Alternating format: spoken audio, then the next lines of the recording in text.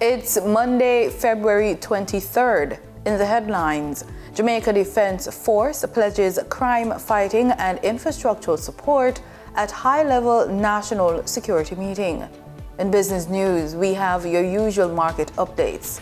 Regionally, the Pan American Health Organization urges vigilance despite regional decline in dengue cases. And in sports, unrest in Mexico sparks fears of venue change for Jamaica's FIFA qualifiers. This is the news on PBC Jamaica. I'm Simone Absalom Gale.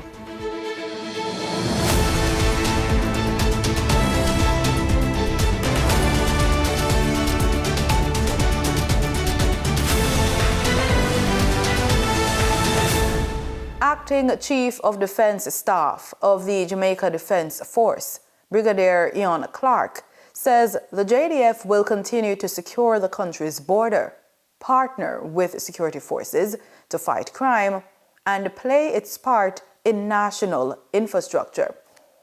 He was speaking at a meeting with Prime Minister Dr. Andrew Holness at Jamaica House. He was among several key officials reviewing the work and priorities of the nation's security forces and its role in securing our nation. The Jamaica Defense Force exists to defend Jamaica's sovereignty, secure our people, and protect the democratic institutions that underpin the national stability and prosperity. Those words from the JDF's Acting Chief of Defense Staff as he discussed the complex role of the officers under his command who have been doing more than just providing physical defense. Notably, soldiers have increased their community presence as they support the government's disaster response since the devastating impact of Hurricane Melissa last year. The JDF provides disaster response and humanitarian assistance during hurricanes, floods, and national emergencies. In moments of crisis, we are often the first national organized capability on the ground. With the lessons learned from Hurricane Melissa in mind, the JDF executive says his team is focused on government continuity and improving the JDF's capability for border and local security in times of crisis. Approximately 200 grade 6 and grade 11 students from Westmoreland and St. James have strengthened their skills in mathematics, English language, and STEM subjects through a series of capacity-building sessions hosted by the Ministry of Education, Skills, Youth and Information, Region 4.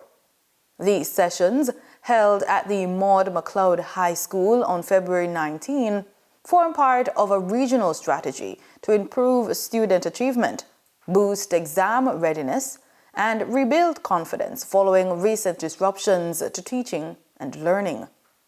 Grade 6 students participated in robotics activities, introductory food and nutrition sessions, and interactive review exercises in mathematics and English.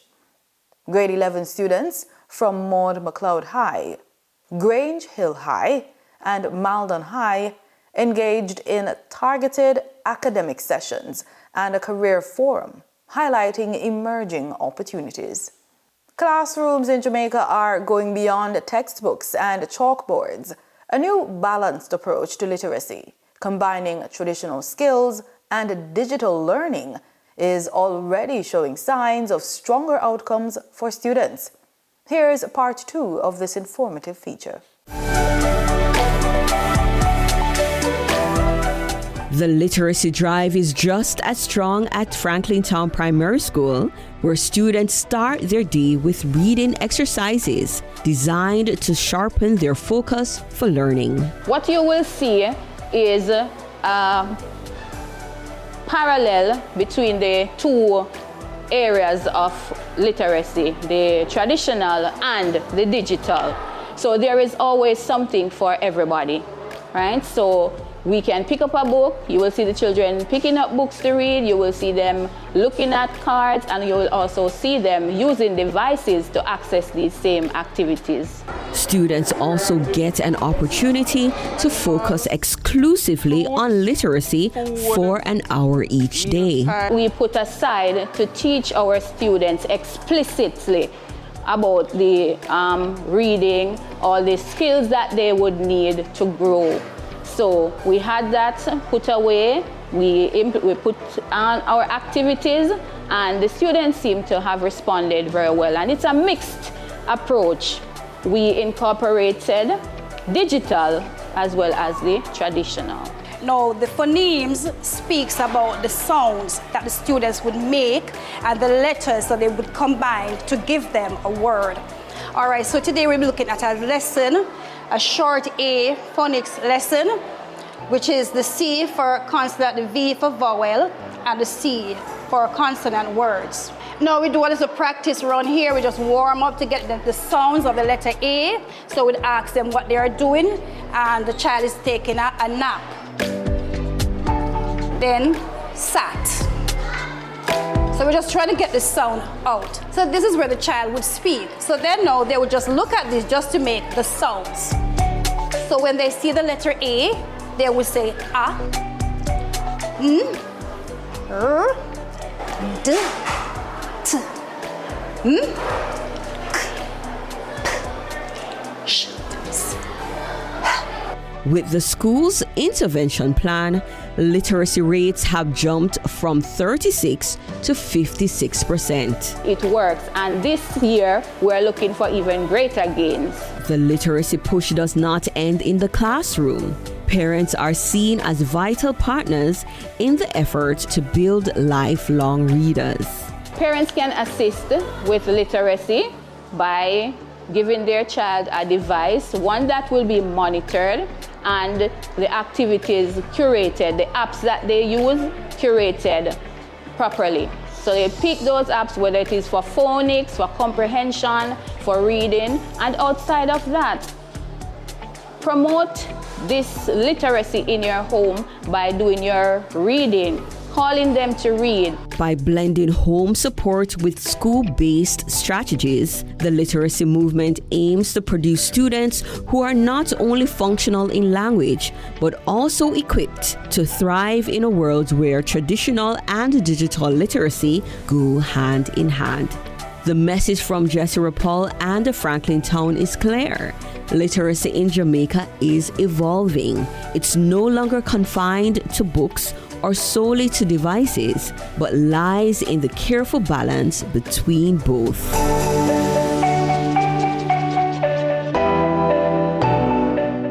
The National Water Commission, NWC, in partnership with the Jamaica Constabulary Force, has dismantled a network of illegal water connections in sections of Clarendon under an initiative dubbed Operation Clean Sweep.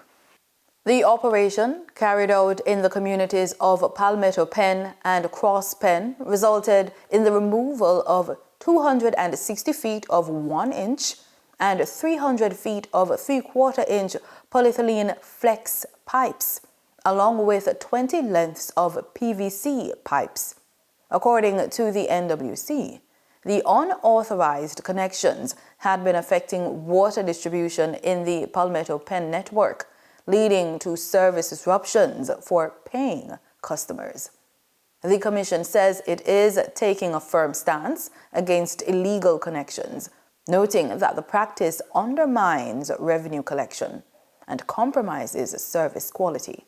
A cold front is expected to move across the island Monday night through to Tuesday. That's according to the Met Service. The Met Service says slightly cooler temperatures and wind conditions, especially across northern parishes and hilly areas, should be expected. This afternoon, we can expect partly cloudy conditions with isolated showers expected across sections of southern parishes. Denise Williams will bring us the business report.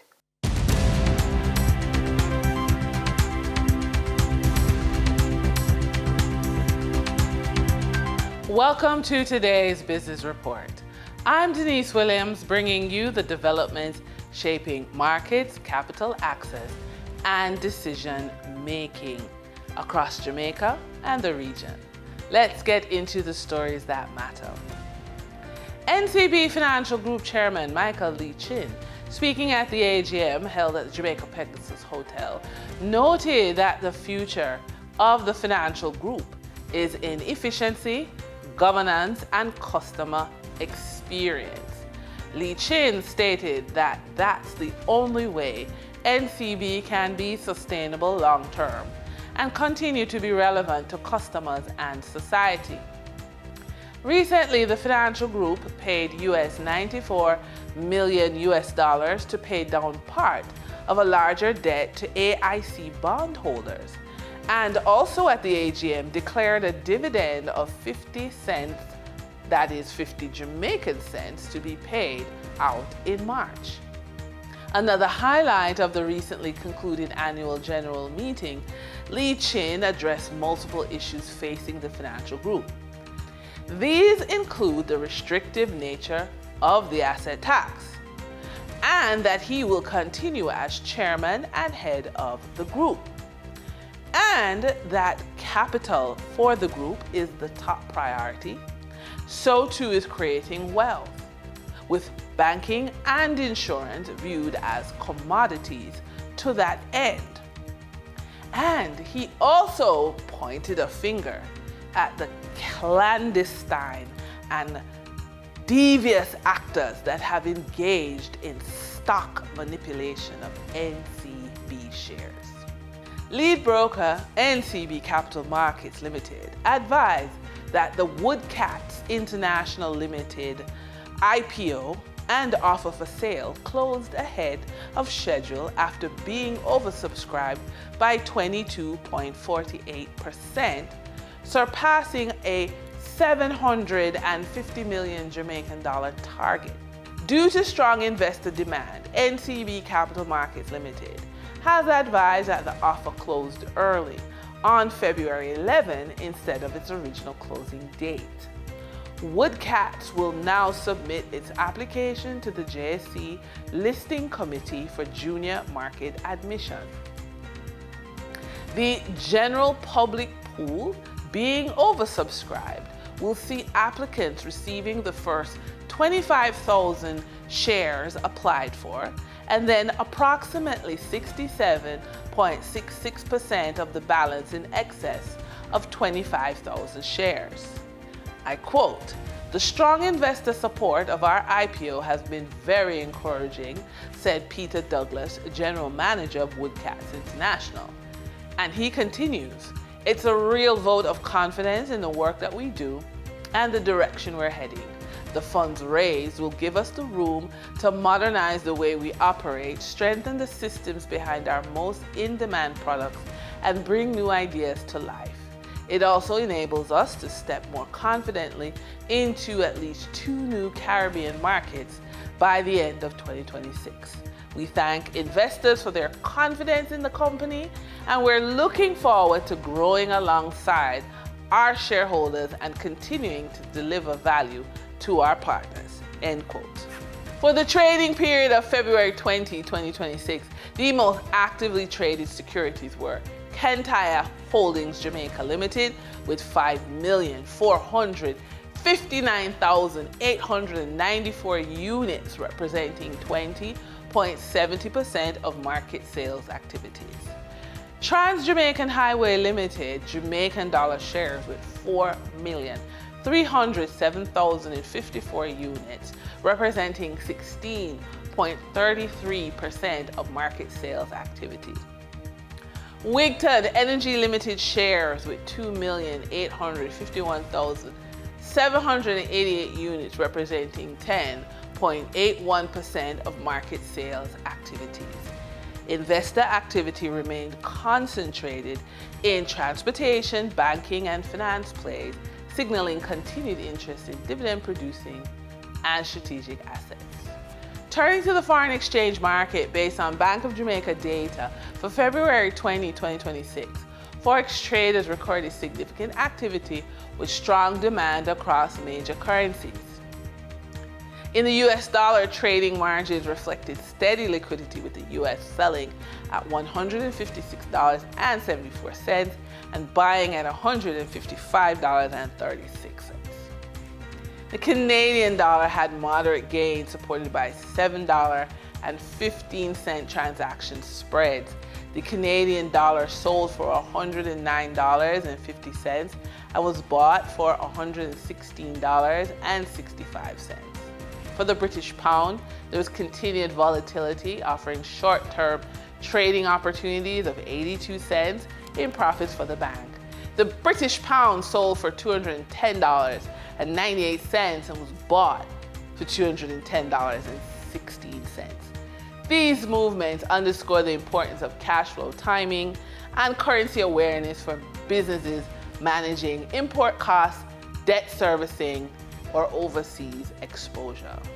For our credit report tip of the day, many people don't realize that your credit report can be the starting point for building something as practical as the fleet of vehicles for a transportation, delivery, or rental business.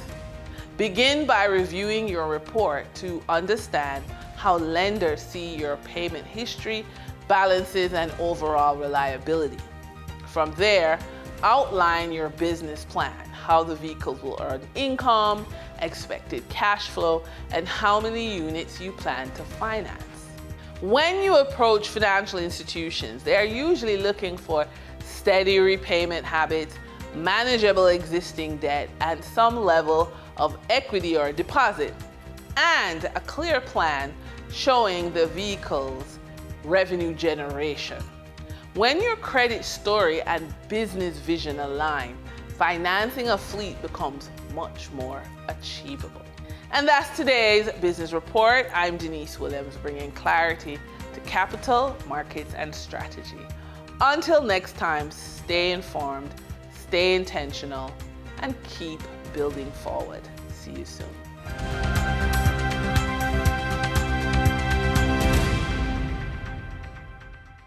In regional news, the Pan American Health Organization is urging countries across the Americas, including those in the Caribbean, to remain vigilant in the fight against dengue, despite a significant regional decline in cases. In its latest epidemiological update, PAHO reports that for 2025, more than 4.4 million suspected dengue cases and 1.6 million confirmed cases were recorded across the region. Of those, nearly 9,000 were classified as severe dengue, and more than 2,000 deaths were reported, resulting in a case fatality rate of 0.05%. PAHO is recommending that countries strengthen integrated surveillance systems, including epidemiological, clinical, laboratory, and entomological monitoring, along with targeted vector control in high-risk communities and health facilities. The agency is also urging early clinical diagnosis and close monitoring of warning signs such as severe abdominal pain, persistent vomiting, mucosal bleeding, and lethargy to prevent complications and ease pressure on hospitals. Additionally, Caribbean and other regional governments are being encouraged to adapt health services to ensure timely, quality care, prioritizing laboratory testing for confirmation, and maintain clear protocols to allow for early detection and rapid response. Guyana's booming oil and gas sector took center stage last week at the 2026 Guyana Energy Conference and Supply Chain Expo in Georgetown. Stakeholders examined how energy developments are shaping national and regional growth, with a strong focus on youth engagement, infrastructure expansion, and the country's gas-to-energy plans. Vishani Raghuber reports.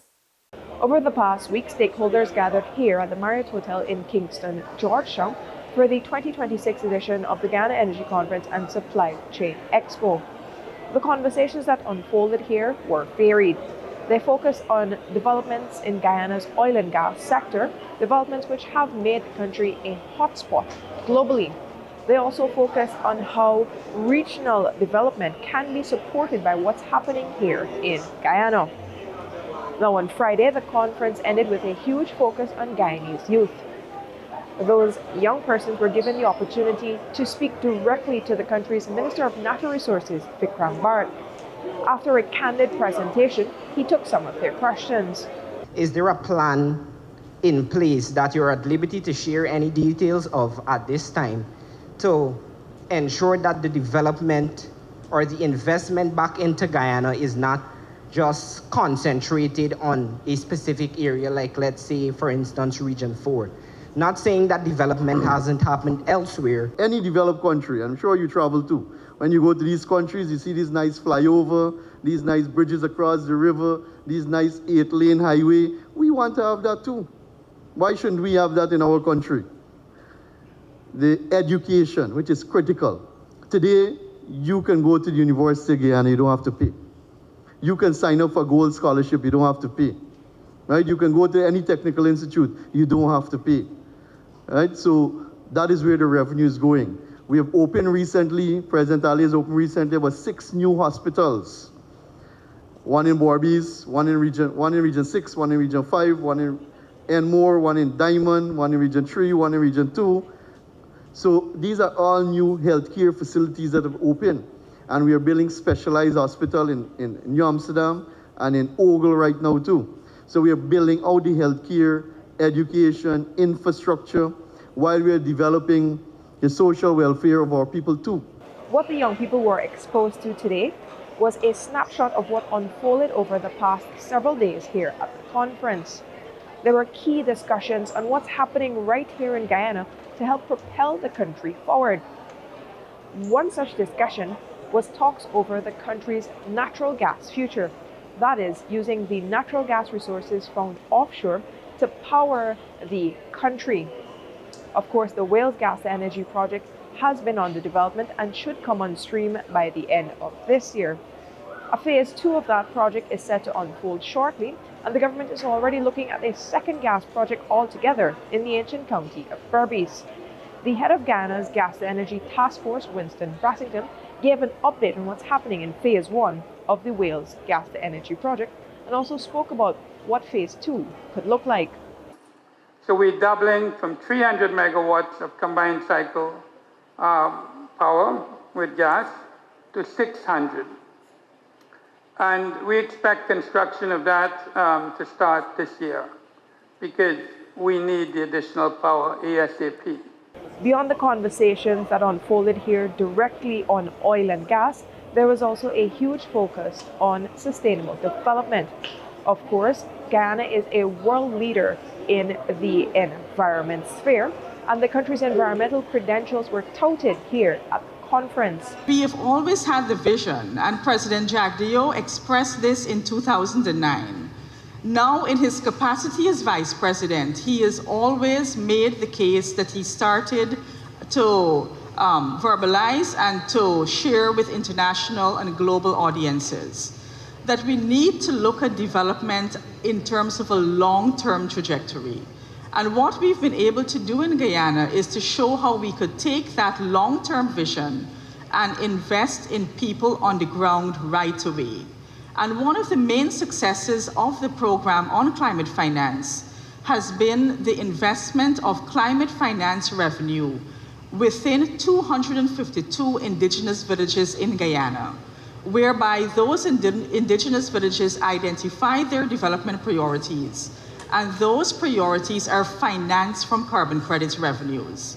And this has been done not 1, not 2, but for 3 successive years in a row. With the conference wrapping up here on Friday, attention now turns to the continued unfolding of several key projects. For the newsroom, I'm Prashani Raghavir. In sports, we zero in on football. There are growing concerns that next month's FIFA intercontinental qualifiers involving Jamaica could be relocated from Mexico following violent unrest in parts of the country. The unrest erupted on Sunday after the reported killing of Namisio Osuguera, leader of the Jalisco New Generation cartel, prompting dozens of flight cancellations and travel advisories from the United States and Canada. Jamaica's Reggae Boys are among 6 teams competing for the final 2 spots at July's FIFA World Cup to be staged across Mexico, Canada, and the United States.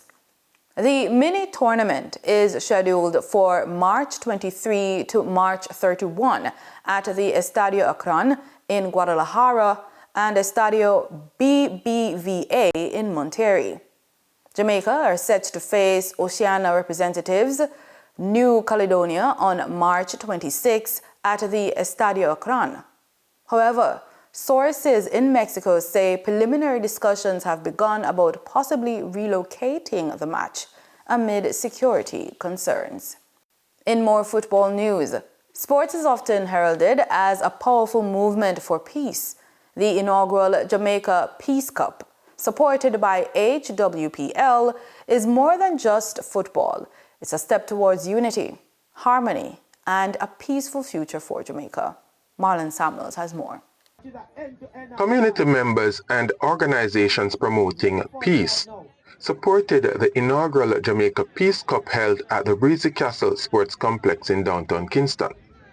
The match was part of an initiative to foster peace between communities in central Kingston. First and foremost, we'd like to thank every single partner that is here today, from Yard Empire, from UNESCO, from SDC, Life Pack, JCI, Jamaica, there's so many, the JCF and JDF. And we'd also like to thank the chairman of HWPL, that is Heavenly Culture, World Peace, Restoration of Light. Truly in his heart this year is sports and the Year of the Youth. So if you see our banner, it says Year of the Youth, and we're here to celebrate the youth and be a part of the community. We're hoping that this is the first, but not the last competition. So please come out and show your support to your team and cheer loudly. I won't tell you, I'm not rooting for anybody. I'm just rooting for fun and sportsmanship. On the field, the players showcased their talent and exemplified true sportsmanship. As the final whistle blew, Parade Gardens edged out Rose Gardens 1-0. But the Peace Cup was about more than just goals. It is the desire of the organizers that the spirit of sportsmanship displayed on the field will lead to stronger friendships and better relationships beyond the game. I am confident that the results that we intend for this event to have, we will see the results. We will have the results, and that is peaceful coexistence between our residents. No matter from what corner or section of the community you're from, that we can all share the space in a mutually beneficial way, respect each other, respect our individual rights, and live in peace. I am truly, truly happy to have participated, and I want to say thank you again to HWPL and team, Destiny, Henry, Mr. Hanan, Opa, what's her name, my friend here? That name is a little difficult to pronounce, but forgive me. And I really thank you for coming into this to Jamaica and to this constituency in particular, Central Kingston, where you have invested your time, your energy, your money, and we really appreciate it. And we look forward to continued cooperation and collaboration so we can achieve more in the future. My vision for HWPL is that you replicate this approach in Central Kingston across Jamaica and the entire Caribbean and world for that matter. Peace. The inaugural Jamaica Peace Cup, put on by HWPL, is a testament to how sports can unite communities and foster a culture of harmony on and off the field. For the news on PBCJ, I am Marlon Samuels. That's the news on PBCJ. You can follow us on our social media platforms at PBC Jamaica. Thank you so much for watching.